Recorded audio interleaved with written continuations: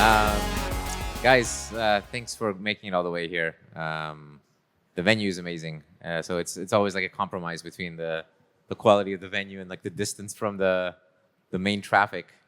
I'm Jordi. I'm the founder of Selini. Selini is a trading firm, investing firm. We do a lot of investments in the Web3 AI category specifically. We've been doing that for about a year now, and I'm always very fascinated to like learn from all the people that are focusing on this day out. So near, I would say, there was the meme with Ilya, getting touched by God, the AI chip God, and I think ever since you guys have like leaned in. So I'm kind of curious to understand a little bit about Near's vision, and also just more generally, let's talk a little bit about how we can view crypto as an important piece of the puzzle when it comes to this OpenAI, Gemini, Anthropic, world where right now they've had a monopoly so far. So I'll let you introduce yourself as well first. Yeah. Hi, everyone. My name is Chetan. I'm Director of Product at Near. And I've been in the AI world for many years, and very recently, the last few years in the crypto as well, and very excited by the intersection, actually, and what's possible. And I would say that a real driving force, a real mission at Near is this vision of a user-owned AI. That essentially what we see happening right now is that there's a centralization of AI with OpenAI, with Google, with different players. And if history is a guide, when a lot of power and a lot of money gets centralized in a singular point, it's usually a bad situation for everyone. And so we really are very passionate about thinking about how can we build an alternative universe, and we think that would be a massive value add for society.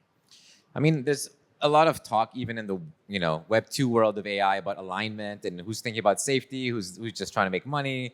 Obviously, Elon and Sam Altman have had their back and forth on like, hey, like, is this a nonprofit? Are we mission driven? Are we money driven? Like, what's going on here? I think a lot of it is determining on what people think about what does this AI world look like. Specifically, I'm still like in the middle of, is this going to change everything, or is society going to be sort of the same as what it is now? And just like, we'll have a better butler doing stuff for us, or like we'll be able to project ourselves better. And I don't know where you guys fall on that category. I see Sam talking about how nothing's going to change. It's just going to be the same. But it feels to me that there have to be some profound changes in everything. Well, that's where I personally fall. I personally think that it's going to be a massive change across the board with every facet of life. And to be honest, I'm working at the cutting edge of this, as many of the folks in the audience are, and I really get very curious because it feels like what's coming is so radically different than what we've all gotten used to. Yeah, and the crypto aspect, I think, is something that a lot of people haven't fully wrapped their head around. It started as a meme, like, okay, crypto is a big thing, AI is a big thing. Can we put the two in a headline together? And I was talking to a lot of the big VCs, like the tier 1 VC firms last year, and they were all just shitting on this Web3 crypto concept. They thought it was just, just total fluff. But a year later, I think we're starting to already see that they're capitulating, and they're like, okay, maybe we didn't expect this, we didn't expect that. And the reality is, like, when you get a lot of focus and like brain power on something, you start finding ways that those things interact. So what are you most excited about? Like, what are you guys focusing on in terms of how does crypto fit into this puzzle? Yeah, great question. I feel crypto offers, crypto's a mixed bag, like everything is a mixed bag. And when you have a mixed bag, you can easily focus on the negative or the frivolous. And there's plenty of that in our industry. But I think that it offers some really key innovations. And the way we kind of think about it is that if you think about the 90s, you had America Online, you had the internet. And America Online was sort of a centralized version of the internet.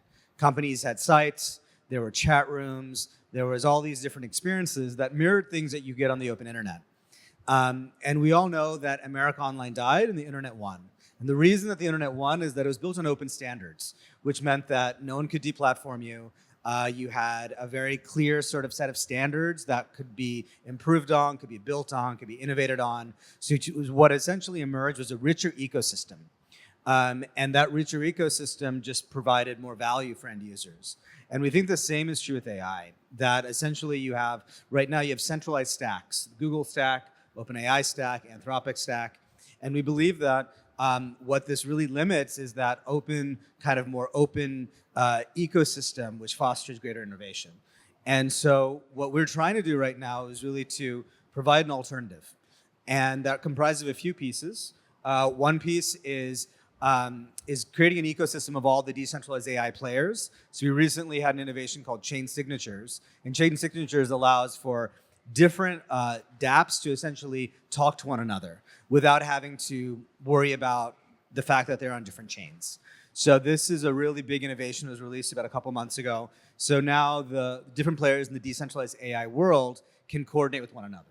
So if you're building an application, now you have an alternative to the centralized stack offered by OpenAI. That's one piece. The second piece is thinking deeply about training new foundation models in an open way, which means that people who contribute data are compensated, and there's attribution. It's an open model, but at the same time be monetizable. There's a bunch of clear advantages. And the last piece is really thinking about intents and how do we really mediate AI agents or humans wanting to find another human or agent to do a task for them, and how do we build the plumbing to make that really simple and easy? I mean, at the end of the day, a lot of this stuff is going to require a lot of resources. I think one of the reasons why those big three companies are, kind of still clearing the way is that they have so much money to, train foundational models, like really just buy the latest chips and tons of them. Even Elon is kind of getting into that game now. But you guys kind of have some very legit researchers that have the kind of background that these places have as well. And I know that, I've heard Ilya talk about having the desire to build like a foundational model in a non-centralized fashion. Maybe let's just kind of quickly touch upon that as well. Like, do we have a shot here? Like, what's the shot you guys are taking? And like, do we need to crowdsource? Like, how are we doing this? Yeah, I think TBD. We're figuring it out. So definitely open to all the pieces, but we do think that what inspires us is the fact that there's a real need there, both in terms of society as well as there are new options on the table that just weren't as mature a few years ago. Yeah, I mean, I had a meeting with Sam Altman a couple of weeks ago, and the thing I realized is that these AI guys, they do look at crypto as like something useful for them. They're not like crypto native necessarily on crypto Twitter, although they probably are on AI Twitter. But they look at the rails and they see something that they can use to create the sort of money transfers and incentives and organization of state and potentially like things like ZKL. Like you want to be able to prove things that are on the internet and kind of like have that filter through to agents or the economy.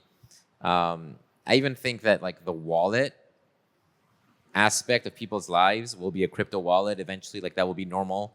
It won't be like a few degens with a MetaMask. Like it'll be part of your like iPhone, and it'll be like part of your hardware device.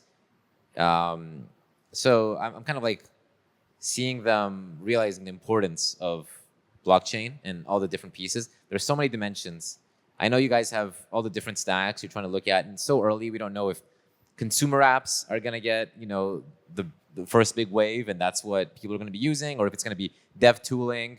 Do you have any guess, like which direction we go first? I would say that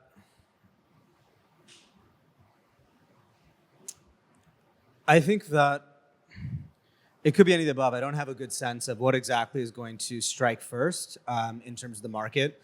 I do think that, just coming to your earlier point, that a lot of people are beginning to see more about how crypto can offer value, and I think that's absolutely true. And I think it's really our job to really fill out the details. And there's a lot there. And for instance, one way that I think that is a really interesting sort of space is this idea of really about agents and how agents can coordinate with one another and how they can offer new value. I think that crypto oftentimes is spoken just about on the payment layer, which I think is really important. But there's many other ways in which value can be offered. Coordination is one, authentication is another. There's a whole slew of things, and many things that I think that we can't even think of right now, which are going to offer tangible value to the end user. I really like what you said. We have to fill in the details. Like, we have the sketch. My daughter has to like color in and like make fill in the details. And we have some ideas that we can go down now. And it's kind of an exciting area. This is why, we've been investing and looking at the space so much. I think you guys in the audience are probably building and looking and trying to understand more about the space, because we all have a feeling that there is something there. It's not just like an illusion. And we will have to spend the next couple years filling in the details. So thanks for the chat. And we kept it a bit close because we have a couple panels coming up. I'm sure we'll have a few more thoughts on those. And thanks everybody. Thanks, guys. Thank you, everyone. Thanks.